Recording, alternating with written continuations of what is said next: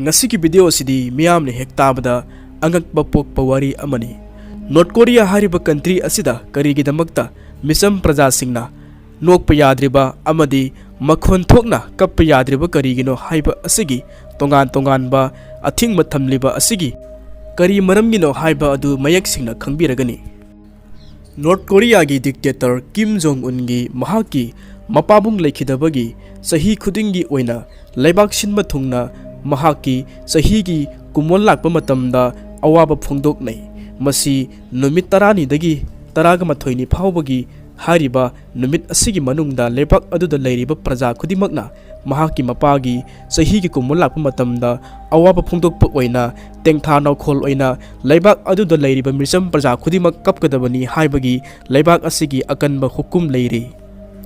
Hariba numit taraga mathoini sigi manungda leibak aduda leiriba miyam khudimakna awabagi maithong khakta oigedabani haibadi nokpagi ayaba pide. Kari maramgi damakta leibak aduda leiriba micham miyamna nokpagi ayaba pidribano haiba asi makha taba video asida khangbirasi. Tasyengna North Korea country asida leiriba lengak asi dynasty gi oiba dictatorship ni haibadi imung amagi mathang thangtharakpa lengak pathap asini. Haibadi imung amagi member singna mathang oina thangtharaktuna leibak asigi sakti pumnamak paisilli haibani. Masigi lengak pathap asi malemdagi tongan tare haina khanariba China hariba country asidagi su aduki mati khenakhre.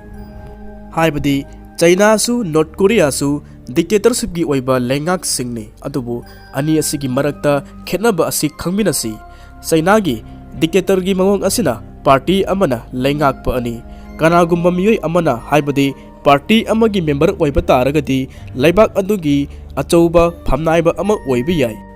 Aduga amana misak amana hekta party adugi member oiba taragadi party adugi achouba mihut ama oina phamnaiba oiba su yai. Masina dictator amagi achouba position lasi lauraga leibak adubu lengak i. Aduga North Korea da leiriba dictatorship asina monarchy ga mawong hairap manai. Masina leibak aduda leiriba praja khudimakta ningthaugi lengak pathap amagi mawongda dictator aduna leibak adugi sakti khudimak paisillaga lengak salai. North Korea ki dictatorship asi Kim Il Sung hariba misak asina ahanba luchingba oiraga leibak aduda palakhi. Mahakna 1994 phawagi matam adu phawada leibak adubu palakhi. Masigi matung tarakpada mahaki machanupa Kim Jong Ilna leibak adubu 2011 phawba lengak pairakhi. Aduga 2011 adwaida Kim Jong Ilna leikidraba matungda mahaki machanupa oriba hauji North Korea gi leader oriba Kim Jong Unna leibak asibu ngasi phawada palakli. 2011 gi heart attack amadagi leikidraba Kim Jong Un gi mapa Kim Jong Il gi sahi kudingi oina mapa laikidabagi kumon thoram ama oina leibak sinma thungna awaba phongdokni. Hariba sahi gi kumon thoram asi numit tarani dagi taraga mathoini phawbagi matam asida leibak aduda leiriba misam miyam khudimakna awabagi maithung amaga loinana tengtha kholgi kappagi makhontana leibak adu nengadabani haibagi leibak adugi akanba hukum lei. Hariba numit taraga mathoini asida leibak aduda leiriba kanagumba miyoi amana haraubagi maithong utpa nokpa yade leibak aduna athingma pi.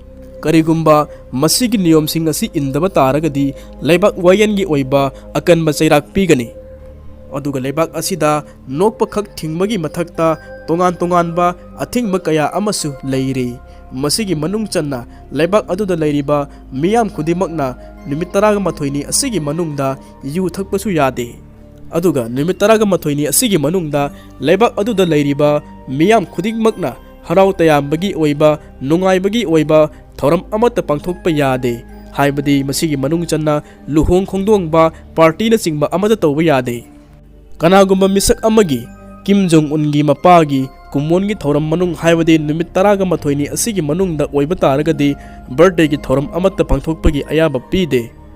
Leibak aduda leiriba kanagumba imung amagi miyoina manung matam chadana laikidaba taragadi hariba numit taraga mathoini asigi manungda makhon hauna makhon thokna kappasu yade. Masigi maramdi Kim Jong Ungi mapagi sahi ki kumon ki thoram asina laikhidraba siriba misak adudagi hena luna khangadabani haibagi mawongni. Masina siriba imung adudagi mahaki mapana hena lumna lawgadabani haibani. Aduga hena ngakpa wafam amana siriba misak adugi asiba hakchang adu numit 12 adugi manungda phummasu jade mahaki laitin gi thoram amatasu pangthokpa yaroi numit 12 asigi matungda siriba misak adugi hakchang adu poloiraga asibagi thoram adu pangthokadabani. Aduga atopa athingba amana leibak aduda leiriba mi singna numit 12 asigi manungda haibadi Kim Jong Ungi mapagi kumongi thoram asigi manungda kanagumba misak amana hekta shopping chatpa dukandagi chakhumgi nga thumgi oiba pochang amata leiba yade. Masigi maramni leibak aduda leiriba mioi khudingmakna mahaki mapa laikhidaba asina hena lumna khangadabani haibani. Masigi maramdi kanagumba misak aduna leibaki hana khangadabani haibani. Mahaki tawgadaba thabak thawai pumnamakpu tungoi naramlaga leibaki lochingba ama oiramliba misak asigidamakta numit 12 asida mahaki wakhan katang khallaga awabagi maithong khak leigedabani haibani.